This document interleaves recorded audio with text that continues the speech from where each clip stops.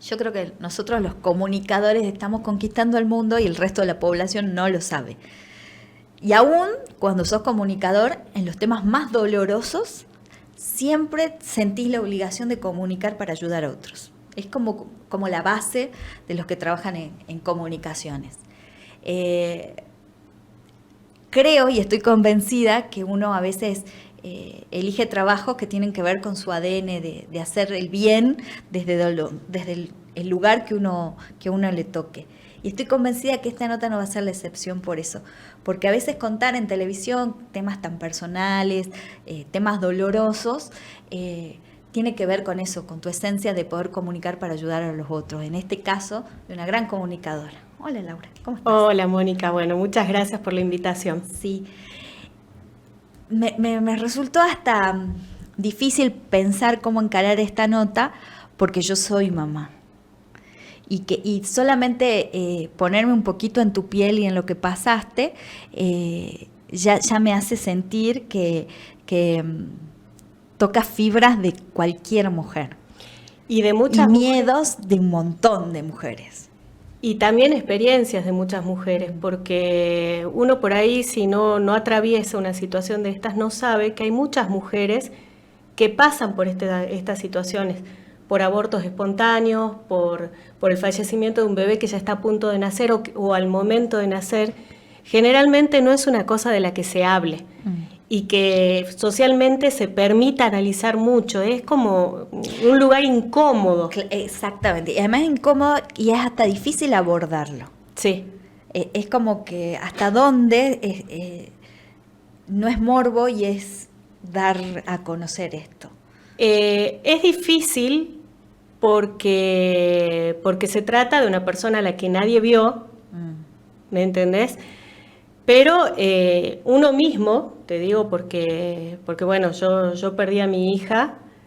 Comencemos la historia. Sí, yo quedé embarazada Mamá en el año primeriza. 2013. Sí. ¿Vos querías ser mamá? Yo quería ser mamá, fue elección mía. ¿Vos eras así Susanita, así querías esa cuestión Sí, quería maternal? ser mamá. Sí. Quería ser mamá. Sí. En el 2013 quedé embarazada, a fines de 2013. Muy feliz, las primeras semanas divino. ¿Te acuerdas cómo te enteraste que ibas a ser mamá? En realidad habíamos tomado la decisión de ser padres, de buscar. ¿Cómo se llama tu marido? Eduardo, el papá de mis hijos. Eduardo. Habíamos tomado la decisión de buscar un bebé y bueno, la verdad que se dio rapidísimo. Digamos, al mes yo quedé embarazada. Fue presentimiento porque antes de tener retraso yo sentí algo que estaba diferente en mi cuerpo. Entonces me hice un test de embarazo, la ansiedad también que uno tiene a veces en esas situaciones, y me dio positivo. ¿A quién fue la primera persona que le contaste? Obviamente a su papá. Sí. Y bueno, a mi hermana. Bien. Después de eso, las primeras semanas fueron hermosas, no tenía náuseas, no tenía síntomas de nada. Pero a partir de la semana 8 o 9 más o menos yo empecé a sentir, ya a los 2 meses, digamos, empecé a sentir algo extraño, dolores y malestares y una angustia que no la podía dominar. Iba al médico y el médico me decía que estaba todo bien, que por ahí eran nervios. Y además con esto de que si sos mamá primeriza, como no tenés otro antecedente, no sabes qué es lo que, si son realmente tus nervios, si está pasando algo más. Exactamente. Entrás como en un limbo porque no tenés es escucharte a vos, pero a la vez no saber si lo que te estás escuchando es lo que realmente vos crees que es. Bueno, la cuestión es que a lo largo del paso del tiempo se me fueron complicando algunos síntomas, sentía muchos dolores. La obstetra que me atendía en esa oportunidad me derivó varias veces a un clínico porque me decía que lo mío era intestinal, que no podía ser del embarazo, que el embarazo estaba bien. Pero yo a medida que iban pasando los días trataba de convencerme y de confiar en el médico porque decía, bueno, el médico es el que sabe, quizás yo estoy asustada. Y él me decía, estás asustada, no pasa nada, sos primeriza. Bueno, fue pasando el tiempo, iba al clínico, el clínico me decía, está todo bien, no tenés nada intestinal. Ya eran 2 médicos. Entonces, Pero el clínico me decía, ojo, que yo siempre tengo el antecedente de escuchar a las mamás. Cuídate, hace un poco de reposo, descansa más. Y bueno, empecé a hacerle caso y a bajar todos los decibeles que podía para poder estar tranquila. Y cuando llegué al 7º mes... Vos ahí estabas trabajando, vos sos periodista. Yo soy periodista, estaba trabajando en ese momento en una radio, era productora general de esa radio. Eso es de mucho estrés también. Muchísimo, muchísimo. La gente por ahí no tiene idea. Pero había un grupo humano en esa radio que te contenía. Que me contenía un montón. No, no así por ahí los dueños de la radio, pero sí el grupo humano. Estoy intrigada en saber qué radio era en ese momento.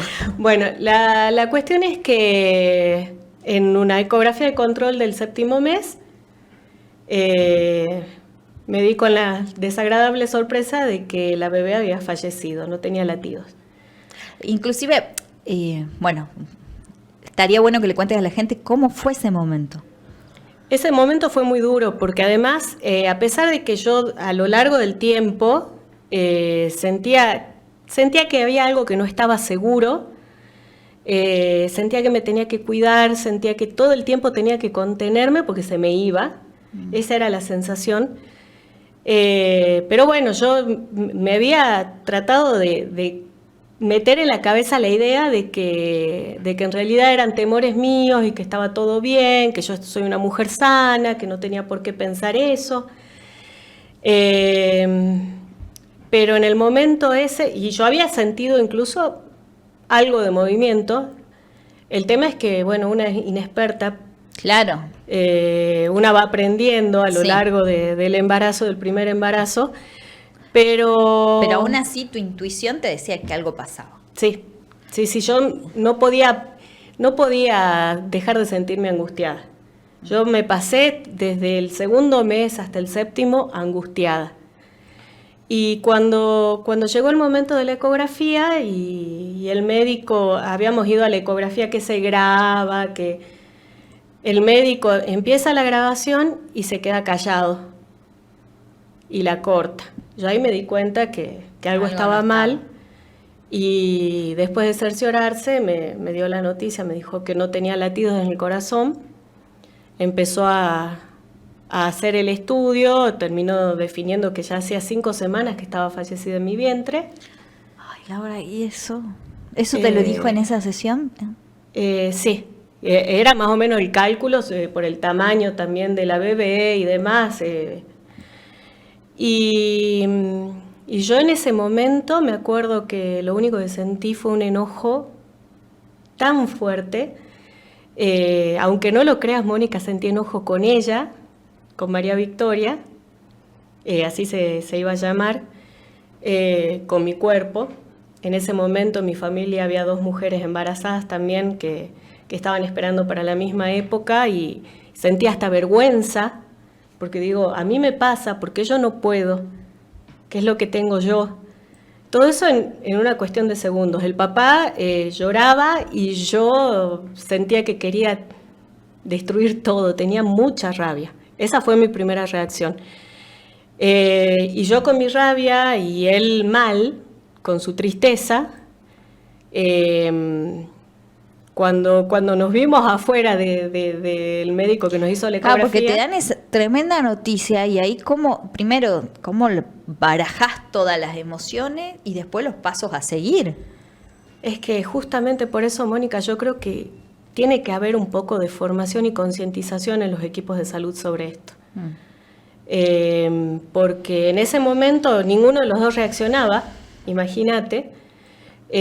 Yo lo llamé a mi médico, a la obstetra, y la obstetra eran las 4 de la tarde, la obstetra me atendió, me dijo, ya no estoy en el consultorio, te veo mañana a las 8 de la mañana. Yo después de que corté, digo... ¿Vos le dijiste lo de...? Le dije que había fallecido la bebé, que estaba con una bebé fallecida en mi vientre, y obstetra me dijo, pero ya no estoy en el consultorio, no va a pasar nada. Bueno, eso fue el segundo golpe, porque en realidad también el médico que me hizo la ecografía, después de darme ese bombazo de noticia, es como, bueno, chicos, vayan, nos quedamos en la vereda, sin saber qué hacer. Claro. Entonces, ahí yo reaccioné y llamé a mi mamá que estaba con mi hermana, y cuando les cuento me dicen, ¿dónde estás? Te vamos a buscar. Y bueno, obviamente lo primero que hicieron llevarme a un hospital, porque con ese informe de que tenía una bebé fallecida hace 5 semanas en mi vientre, mi mamá lo primero que pensó, una infección y además Pero no, porque además necesita contención, el estado de crisis de nervios, el estado de tu cabeza. O sea, era necesario un médico, por lo menos alguien que pueda entender y contener esa situación. Y los que tu mamá, tu hermana, desde el cariño, te puedan aportar un montón, pero necesitas otro tipo de gente Sí. que te abrace. ¿Y No es vos que sabés? no necesitas a la familia, necesitas a tu familia, pero necesitas otro tipo de apoyo. Y tu familia también lo necesita. Totalmente. Porque, bueno, ellas me llevaron a un hospital, a una clínica privada, y cuando llego me atiende un médico de guardia, que lo primero que me cuestiona es por qué yo había ido con mi mamá. Ah, Si vos tenés 34 años. Esa fue Yo había ido con mi mamá y con mi entonces marido. ¿No pueden tomar ustedes una decisión? Yo estaba tan aturdida y tan enojada que digo, si yo contesto, no sé. Bueno, la cuestión es que el médico pretendía que yo fuera un parto. Yo en ese momento, imagínate, con la conmoción que tenía y con el enojo y en toda esa situación, se me hacía imposible pensar en un parto. Se me hacía imposible. Y no tomé en cuenta tampoco que no podía ir a parto, porque yo tenía un mioma uterino que obstruía el canal de parto, pero en ese momento no te das cuenta. no, pero la cabeza en otro lado. Claro.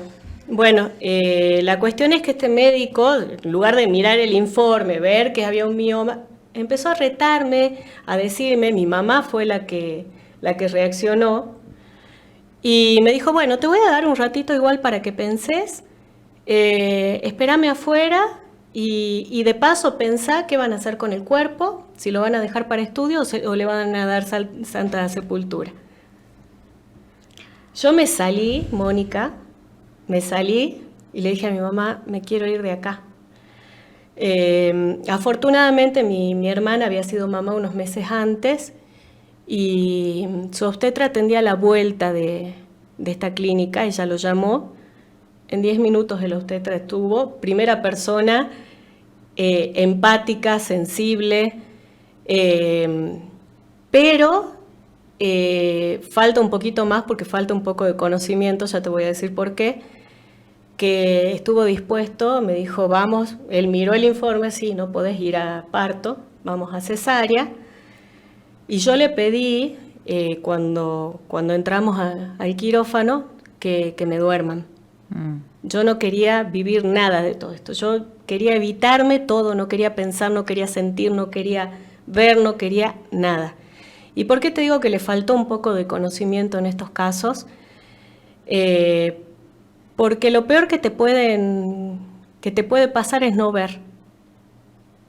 Vos en el momento de aturdimiento tenés una especie de negación con todo lo que está pasando. Claro, y para cerrar el círculo del duelo. Exactamente, yo me dormí y no la conocí a mi hija.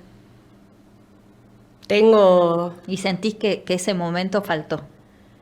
Y es el error más grande que cometí en mi vida. Eso sí te puedo decir porque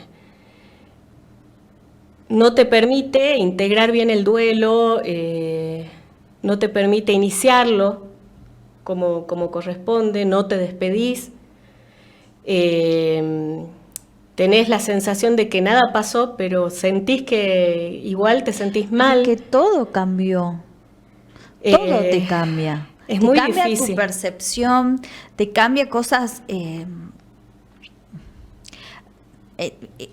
Uno da por obvio la normalidad, que todo va a salir bien. Que cuando estás por ser mamá vas a llegar en términos de 9 meses y vas a abrazar a tu hija. Entonces cambia todo. Cambia la perspectiva de todo.